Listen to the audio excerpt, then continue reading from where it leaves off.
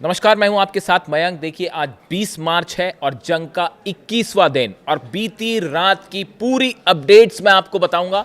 देखिए, 9 देश जल रहे हैं, एक नहीं, दो नहीं, पूरे 9 देश।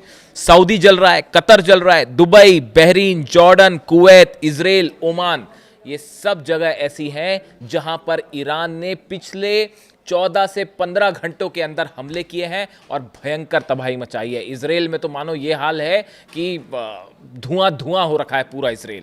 और देखिए, इसीलिए मैंने थंब दिया इसका कि 9 देश जल रहे हैं और कहा यह जा रहा है, लोग कह रहे हैं कि इस बार ईद का चांद जो है वो ईरान की जीत लेकर आया है। देखिए, कल बेंजामिन नेतन्याहू ने इजराइल में प्रेस कॉन्फ्रेंस की और उन्होंने खुले तौर पर कहा कि ईरान की मिसाइल्स बेहद खतरनाक हैं और उन्होंने एक प्रकार से ईरान की मिसाइल्स का लोहा मान लिया। उन्होंने ये भी कहा कि डोनाल्ड ट्रंप ने उनकी बातों में आकर ईरान पर हमला नहीं किया, बल्कि ये डोनाल्ड ट्रंप का और अमेरिका का खुद का फैसला था। उसी तरह एक प्रेस कॉन्फ्रेंस में डोनाल्ड ट्रंप ने ये बात कही कि जिस तरह से ईरान ने 10 देशों पर हमला किया, उसे देखकर वो भी हैरान है, अमेरिका भी हैरान है। यानी एक प्रकार से ये कहा जा रहा है कि डोनाल्ड ट्रंप और नेतन्याहू ने एक प्रकार से सरेंडर कर दिया है और ये ईरान की बहुत बड़ी जीत है। देखिए, मैं आपको डिटेल बताऊंगा। जिस तरह से कल हमले देखे आपने, ऑयल फील्ड्स पर हमले हुए, ईरान की मिसाइल्स गिरी हैं सऊदी पे, कतर पे और बहरीन में, सब जगह ऑयल फील्ड्स में आग लग गई है। अगर हम यूएई की बात करें, मैं आपको एक शॉर्ट अपडेट देना चाह रहा हूं कि पिछले 12 घंटों के अंदर, यानी आप देखें 19 तारीख की दोपहर से लेके आज 20 मार्च की सुबह तक अगर हम बात करें तो कितने अटैक्स हुए हैं। देखिए, यूएई में 13 मिसाइल्स गिरी हैं, कतर में 14 मिसाइल्स गिरी हैं, बहरीन में अमेरिकी बेस पर फिर हमला हुआ है और 5th फ्लीट के ऊपर फिर से मिसाइल मारी गई है। यानी बहरीन में तो जो नेवी का 5th फ्लीट है उसका तो हाल बेहाल है, वो संभलते हैं इसके पहले अगला हमला हो जाता है।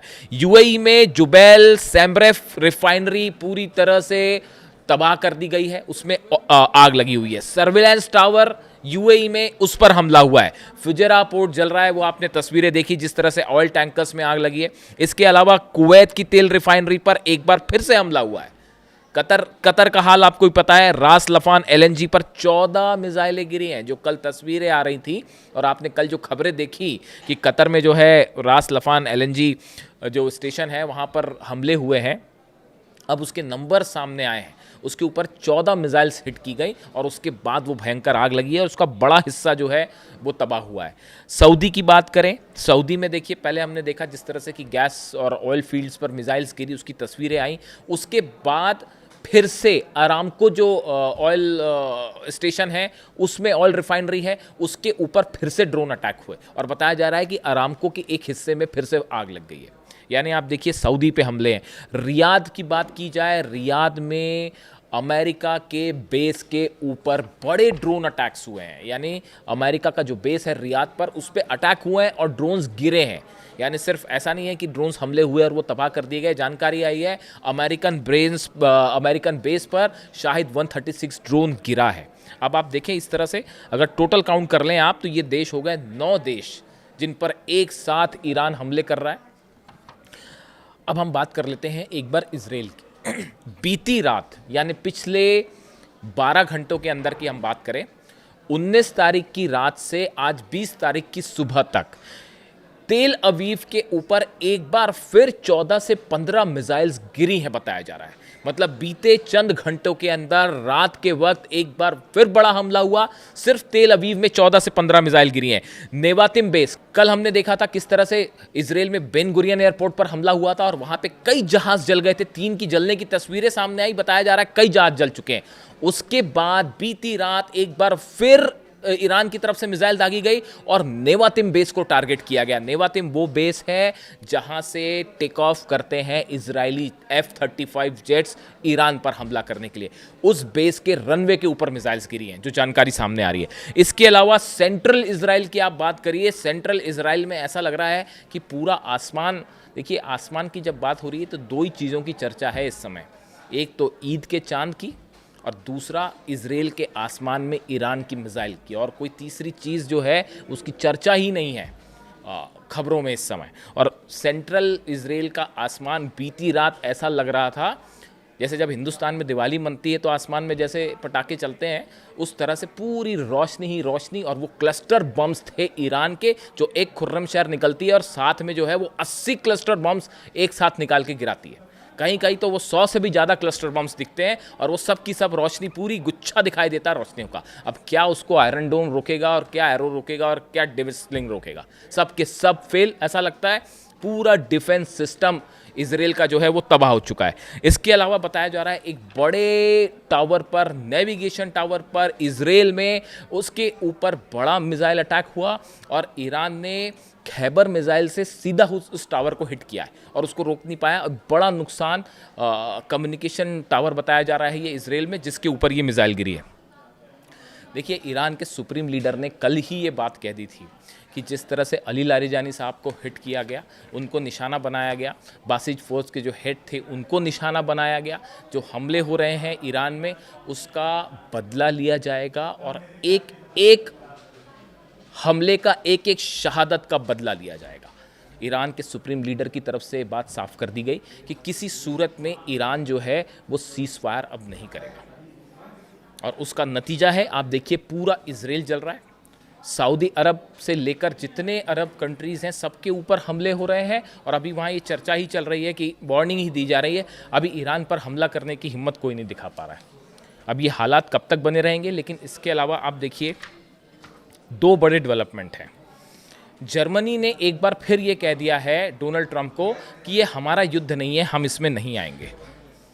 दूसरी तरफ अमेरिका की तरफ से ये खबरें हैं, सोर्सेस से बताया जा रहा है कि रशिया, ये जो अटैक्स हो रहे हैं, देखिए बड़े पिन पॉइंटेड अटैक्स हैं। आप देखिए, जितनी ऑयल इंडस्ट्री है मिडिल ईस्ट की और जो बड़ी रिफाइनरीज हैं खासकर अरेबियन कंट्रीज़ में, इन सब की सुरक्षा के लिए डिफेंस सिस्टम लगाए गए थे, पेट्रियट सिस्टम लगाए गए थे। इन देशों के पास अपने डिफेंस सिस्टम है, वो लगाए गए थे। कई जगह जो थार्ड है वो भी लगाए गए थे। लेकिन ये सबके सब डिफेंस सिस्टम पूरी तरह फेल हैं। आप देखिए, पहले जो हमले हुए, आप अगर देखें बंच में हमले हुए, सबसे पहले शाही ड्रोन निकाले गए। वो ईरान ने कहा है हमारे पास जो पुराने ड्रोन थे उनसे हमले हो रहे थे, तो इन्होंने बड़ी संख्या में करीब 5000 ड्रोन ऐसे रिलीज़ कर दिए जो बताया जाता है कि पुराने ड्रोन्स थे और जिनको इंगेज करने में ही अमेरिका और अरब देशों की आधे से ज़्यादा जो इंटरसेप्टर्स है वो ख़त्म हो गए। उसके बाद मिसाइल से हमले हुए। मिसाइल से हमले कहाँ होते हैं? अल उदैद बेस के नेविगेशन डोम को उड़ा दिया। बहरीन का जो टावर था बड़ा, जो कि अलर्ट देता था कि कहाँ से हमले हो रहे हैं, उसको उड़ा दिया। कहीं पे जो है वो सऊदी के रडार पर हमला हो गया। यानी आप देखिए, जितने अलर्ट करने वाले सिस्टम थे, वो चाहे जॉर्डन हो, चाहे इराक हो, चाहे कुवैत हो, बहरीन हो, सऊदी हो, यूएई हो, सब पर चुन चुन के हमले हुए। यानी डिफेंस सिस्टम को पूरी तरह से ब्लोन अप कर दिया।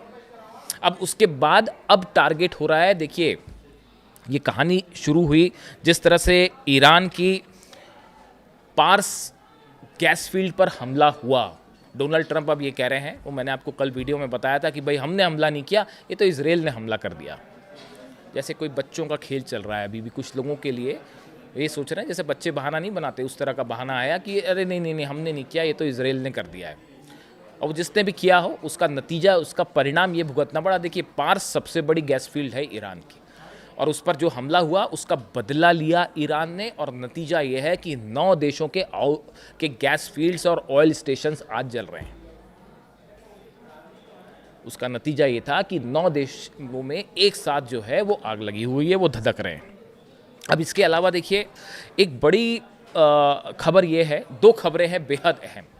एक तो हॉर्मूज़ में, देखिए ये सब खबरों में आपने सुना होगा इस तरह से कि सऊदी और यूएई, बहरीन, कतर, कुवैत, यहाँ पे हमले हो रहे हैं। तो खबरों में ये बड़ा हिस्सा इसको कवर कर रहा है, अलग अलग प्लेटफॉर्म्स पे आपने देखा होगा। लेकिन इसके बीच में हॉर्मूज़ में भयंकर जंग चल रही है, भयंकर जंग चल रही है। और देखिए, जिस तरह से अमेरिका की तरफ से हमले ये हुए हैं पिछले कुछ चंद घंटों की बात कर रहा हूँ मैं आपको फिर रिपीट कर रहा हूँ तारीख। आज 20 तारीख है, 20 तारीख की सुबह मैं वीडियो बना रहा हूँ। 19 तारीख को की रात को और 19 की शाम को अमेरिका की तरफ से 2-3 बहुत बड़े हमले हुए हैं हॉर्मूज़ में। देखिए, जिस तरह से केशम, मैंने आपको बताया था, केशम जो आइलैंड है उस पर बड़ा निशाना हो रहा है। उसके अलावा खार्क को एक बार फिर निशाना बनाया जा रहा है और यहाँ पर अमेरिका की तरफ से 2000 किलो से लेकर 5000 किलो तक के बॉम्ब्स ड्रॉप किए गए हैं। ये जो ईरान के हमले हो रहे हैं, इससे एक ऐसा मैसेज जा रहा है, मान लो ईरान जो है वो भारी पड़ गया है अमेरिका पे, इजराइल पर और 9 देशों पर। इसीलिए मैंने ये बात कही थी कि ईद का चांद जो है ऐसा लग रहा है कि वो तो ईरान की जीत ले आया है। बहुत से लोग ये कह रहे हैं, मुझसे कहा कई लोगों ने कि इस बार जो ईद का चांद जब भी आप देखें या उसकी चर्चा भी करें या ईद की बात करें तो ये ईद जो है ईरान की जीत लेकर आई है। इस तरह की लोग बात कर रहे हैं। अमेरिका में जिस तरह से वो सस्पिशियस ड्रोन दिखाई दिए गए, उसके बाद पूरे अमेरिका में पैनिक कि भाई कैसे अंदर आ गए, ड्रोन कहाँ से आ गए, और 2 मंत्रियों के सिर पर घूम के चले गए वो भी एक अपने आप में बड़ी हैरान करने वाली बात है। लेकिन इस बीच में देखिए, जहाँ हॉर्मुज़ की बात है, हॉर्मुज़ में बड़ी सारी टनल्स हैं ईरान की जो कि समंदर के नीचे है। कई सारी मिसाइल सिटीज़ हैं। मैंने आपको पहले बताया था हॉर्मुज़ में ट्रम्प का प्लान बड़ा साफ है कि पहले एंट्री और एग्ज़िट पॉइंट्स पर हमले हों, उसके बाद जो पहले जितनी टनल्स हैं, हथियारों के अड्डे हैं, उनको तबाह किया जाए, फिर एंट्री और एग्ज़िट पॉइंट पर हमले किए जाएं, फिर उसके बाद ट्रिपोली वहाँ बस पहुँचने वाला है। जो नया जहाज़ आ रहा है जापान से, वो 2 तो निकल लिए, अब्राहम लिंकन भी निकल लिया है और जिरल्डार फोर्ड भी जो है उसमें तो आग ही लग गई है, और अब बात कन्फर्म हो गई है कि ईरान ने हिट कर दिया उसको, और वो जो है ग्रीस पहुंच गया है। वो आप आग नहीं बुझ पा रही उसमें, पता नहीं कितने दिन पहले हिट हुआ था, वो उसमें आग ही नहीं पूछ पा रही है। तो वो जो है वो अपना अलग, ये 2 जहाज पीछे हो गए हैं। INS USS ट्रिपोली का इंतजार है, जिसमें मरीन्स है 2000, वो आके वहाँ पे लैंड करेंगे या कैसे प्लान होगा वो पता नहीं, वो शायद अमेरिका और ट्रंप जाने कैसे प्लान होगा। लेकिन इस बीच में हैवी बम्बार्डमेंट हो रहा है, जैसा कि कल बयान आया, पीट हेग्सेथ का बयान, रक्षा मंत्री का बयान आया कि बड़े हमले हो रहे हैं ईरान पर, और वो वाकई हो भी रहे हैं। लेकिन इस बीच ईरान की तरफ से भी एक बड़ा दावा किया गया है कि हॉर्मुज़ में जो स्ट्रैटेजिक पोजीशन पर हमले किए गए अमेरिका के द्वारा, बंकर बस्टर बम्स पे इसके ज़रिए जो हमले हुए हैं, उसमें ईरान की मिसाइल सिटीज़ को कोई खासा नुकसान नहीं हुआ है। मैं सिर्फ हॉर्मुज़ की बात कर रहा हूँ। ये ईरान के सोर्स से खबर आई है कि अमेरिका ने जो बंकर बस्टर्स बम गिराए, खासकर हॉर्मुज़ के आसपास समंदर के नीचे जो मिसाइल सिटीज़ हैं उस पर कोई खास नुकसान नहीं हुआ है, और ये बड़ा सेटबैक है अमेरिका के लिए। देखिए, अब B-2 बॉम्बर्स से और B-52 से बंकर बस्टर्स गिराने के अलावा और कोई चारा नहीं बचा। F-35 जेट से वो मिसाइल सिटीज़ तबाह हो नहीं सकती। अब आप कितने बंकर बस्टर्स बम गिराएंगे, और ईरान में कहाँ कहाँ मिसाइल सिटीज़ हैं, ये खोजना बेहद मुश्किल है, असंभव सा काम है। जब वो छोटे से गज़ा में जो सुरंगें बना रखी थी वो खोजना मुश्किल हो जा रहा था, तो इतने बड़े ईरान में मिसाइल सिटीज़ को खोज के उस पर हमले करना, और वो कितने फीट ज़मीन के नीचे है, बंकर बस्टर जा पाएंगे नहीं जा पाएंगे, बड़ा चैलेंज है। इस बीच डोनाल्ड ट्रंप को एक बार फिर एडवाइस की गई है कि अगर आप वहाँ सोल्जर्स भेजते हैं तो बड़ी कैजुअलिटी के लिए तैयार रहिए। करीब 6 से, देखिए टोटल सेना तो 10 लाख से ज़्यादा है ईरान की, जो इस मोड में है कि तुरंत हमला करें, लेकिन बताया जा रहा है कि ईरान ने 6 लाख सोल्जर्स को इस पोजीशन में रखा है कि किसी तरह का भी ग्राउंड ऑपरेशन होगा उसकी भी एक बड़ी तैयारी कर ली गई है कि अमेरिका की अगर ग्राउंड फोर्सेस आती हैं और किसी तरह के मरीन्स उतरते हैं तो उनको कैसे घेरना है, उन पर कैसे हमले करना है, बड़ा प्लान तैयार है इसका। और इसी तरह की कोई भी कोशिश एक ऐसी जंग छेड़ेगी जो शायद इतिहास में पहली बार देखने को मिलेगी, खास तौर पर मिडिल ईस्ट में। इसके अलावा देखिए, बुशर पर हमले हुए हैं, जिसमें ये भी दावे हो रहे हैं कि वहाँ पर कुछ रशियन साइंटिस्ट भी मौजूद थे। अब इसके बारे में अभी रशिया की तरफ से क्या कहा जाता है उसका इंतज़ार है। बुशर न्यूक्लियर प्लांट है जो कि रूस की मदद से चलता है, उसके ऊपर हमले हुए हैं। ऐसा दावा है कि उसमें कुछ रशियन साइंटिस्ट भी मौजूद थे। उनकी क्या स्थिति है इस बारे में अभी कोई बयान नहीं है। इसके अलावा आप देखें कि चीन जो है, एक बड़ी इसमें डेवलपमेंट ये भी है, जिस तरह से खबरें आई कि चीन जो है वो उसको कहा गया है कि किसी तरह से आप ईरान को रोकिए। अब इसमें चीन का क्या कंट्रीब्यूशन है, पर्दे के पीछे बहुत सारी चीज़ें हो रही हैं। कई देश बातचीत कर रहे हैं, 9 देशों की बात ईरान ने ठुकरा दी है, सिरे से खारिज कर दिया है। अमेरिका इजराइल की तो बात सुनने का सवाल ही नहीं है। अब उसके बाद ऐसा कहा जाता है कि ये जो तेल के दाम आसमान छू रहे हैं वो उनको कैसे कंट्रोल किया जाए, इकॉनमी पर को कैसे, हालात पर नियंत्रण कैसे लाया जाए, इसके लिए चीन से कोशिशें हो रही हैं कि किसी तरह से ईरान को रोका जाए। लेकिन फिलहाल ईरान के सुप्रीम लीडर ने, जुम्मा है आज, साफ कर दिया है, जुम्मे पर मैसेज साफ कर दिया है कि किसी सूरत में जो है ईरान सीज़फायर नहीं करेगा और जंग नहीं रुकेगी। लेकिन इस पूरे हालात के बीच में चीन बड़ी जो है बारीकी से ये भी देख रहा है कि अमेरिका की कहाँ कहाँ कमजोरियाँ हैं, कहाँ कहाँ अमेरिका की फोर्सेस फेल हो रही हैं, कैसे उनके डिफेंस सिस्टम तबाह हो रहे हैं, कैसे फाइटर जेट्स पे हमले हो रहे हैं लेकिन वो ईरान का कुछ खास नहीं बिगाड़ पा रहे। हमले हो रहे हैं, तबाही हो रही है, लेकिन सत्ता परिवर्तन नहीं हो पा रहा। अब आगे ट्रम्प क्या करेंगे? देखिए, चाइना इसको बड़े माइन्यूटली फॉलो कर रहा है। बड़ी वजह यह है कि कल को वो ताइवान पर हमला करता है तो ये देखना है कि अमेरिका की गलत लूप होल्स कहाँ है और कैसे उसका फ़ायदा उठाया जाए। वो चीन की एक अलग प्लानिंग चल रही है और अमेरिका के कुछ सीनेटर बार बार ये कह रहे हैं कि अगर चीन ने कुछ कर दिया तो आपके पास आप ना घर के रहेंगे ना घाट के रहेंगे, कुछ नहीं बचेगा। अब ट्रम्प के पास ऑप्शन क्या है? हवाई हमले जारी रखें, वो तो चल रहे हैं, उससे सत्ता परिवर्तन होगा? नहीं होगा। ग्राउंड ऑपरेशन करें, भयंकर कैजुअलिटी होगी अमेरिकन सोल्जर्स की। 6 लाख सैनिक एकदम कफन बांध के तैयार खड़े हैं ईरान के वेलकम करने के लिए। आप आइए, फिर क्या होगा? ग्राउंड ऑपरेशन खतरे में। तीसरी ऑप्शन जिसकी बड़ी चर्चा है कि हो सकता है जल्दी ही डोनाल्ड ट्रंप ये अनाउंसमेंट कर दें कि भाई अब बस बहुत हुआ, बहुत हमारी जीत हो गई, अब हमने बड़ा नुकसान पहुंचा दिया ईरान को, अब हम वापस चले। इसकी सबसे ज़्यादा संभावना लग रही है कि ट्रंप जल्दी ही इस तरह का कुछ अनाउंसमेंट करके अपना ये लाव लश्कर लेके निकल जाएं और फंस जाएंगे नेतन्याहू और इजराइल। उनका क्या होगा, उनको कौन बचाएगा, अब वो खुदा ही जाने कि उनका क्या होगा।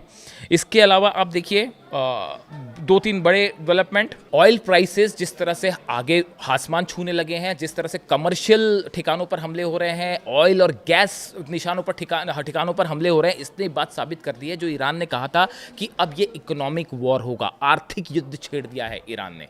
बाकी के जो जंग हो रही थी वो तो हो रही थी और इसकी वजह से मैंने आपको पहले भी बताया था कि अगर आपने इकॉनमी को चोक कर दिया या आपने अमेरिका की गर्दन पकड़ ली। और इस मामले में एक्सपर्ट्स ये बता रहे हैं कि ये आर्थिक जो युद्ध है इस पे ईरान भारी पड़ता दिखाई दे रहा है अमेरिका पे। अब देखना ये है कि अरब देश कैसे रिस्पॉन्स करते हैं, अमेरिका क्या रिस्पॉन्स करता है, और इजराइल का जो हाल हुआ है बीती रात, एक बार फिर उसे देख के लगता है कि इजराइल में एक बार फिर बड़े सवाल उठ रहे हैं। कई बड़े लोगों के ज़िंदा रहने को लेकर अभी भी सवाल है, नाम आप खुद समझ सकते हैं। वहाँ से जो भी अपडेट होगा मैं आप तक पहुँचाऊँगा। कमेंट करके बताइए वीडियो कैसा लगा। Thank you so much.